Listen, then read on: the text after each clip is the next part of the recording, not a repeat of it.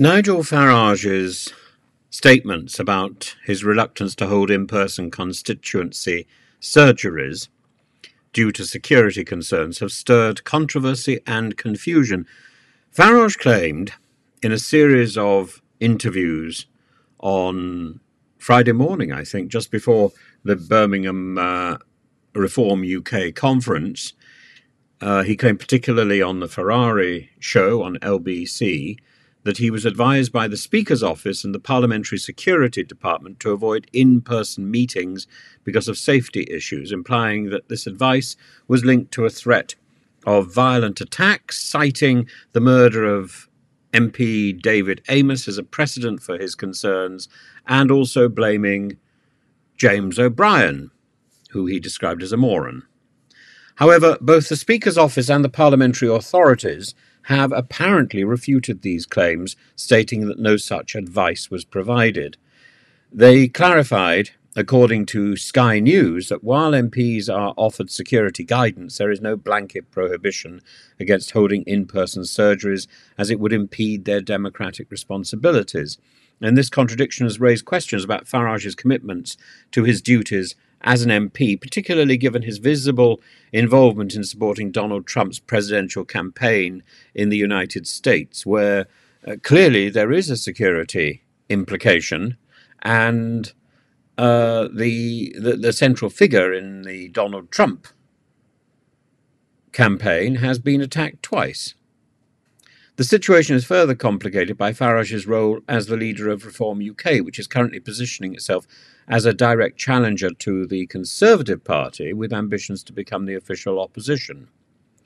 This context casts a political light on his statement, suggesting that they may serve a dual purpose to address concerns about security while also appealing to a base that views him as a target of the political establishment. The reality is that in the present Parliament, no matter what Farage might do, if the present Conservative Party were to lose its position as His Majesty's loyal opposition, the next contender would be the Lib Dems, not Reform UK.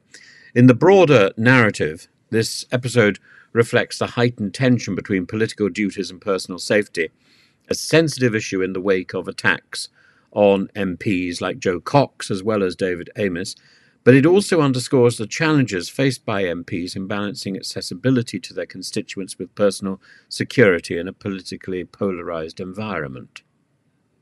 Now, Farage now joins people like Liz Truss, Kemi Badenoch, and one or two other Conservatives in not holding face-to-face constituency meetings. There are other Conservatives, particularly former Conservatives like Jacob Rees-Mogg, who were assiduous in holding constituency surgeries. But I think it's interesting. A lot of people in the comment section are pointing out that Nigel Farage is not apparently speaking the truth in his claim that he took advice or was advised by the Speaker's office. I think the people who are leaving these comments are referring to the Sky News comments and the Sky News research. I don't see any other organisations claiming that research. No doubt by tomorrow, the Sunday Times and Laura Quensberg and one or two others will have done their own research and will also be joining in with this story, because I think it's an important story, because it gets to the heart of what is the essence of a constituency MP's duty. And if Farage has lied about this, this would be quite an interesting situation, which I think might involve a public apology, the demand for a public apology, because he has specifically appealed to the Speaker's office.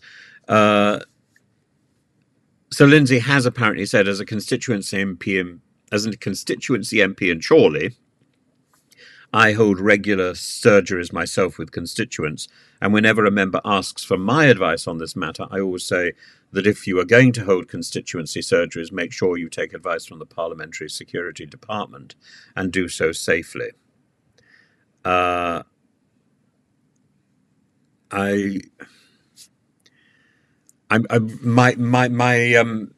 information that I've got is that although Farage is saying that he is using Zoom rather than face-to-face meetings, so we're not in a fit state to hold all-star surgeries.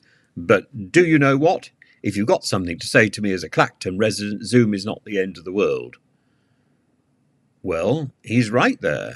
He's absolutely right there. But the impression that I've got from some of his constituents who've contacted me is that he's not available by Zoom either.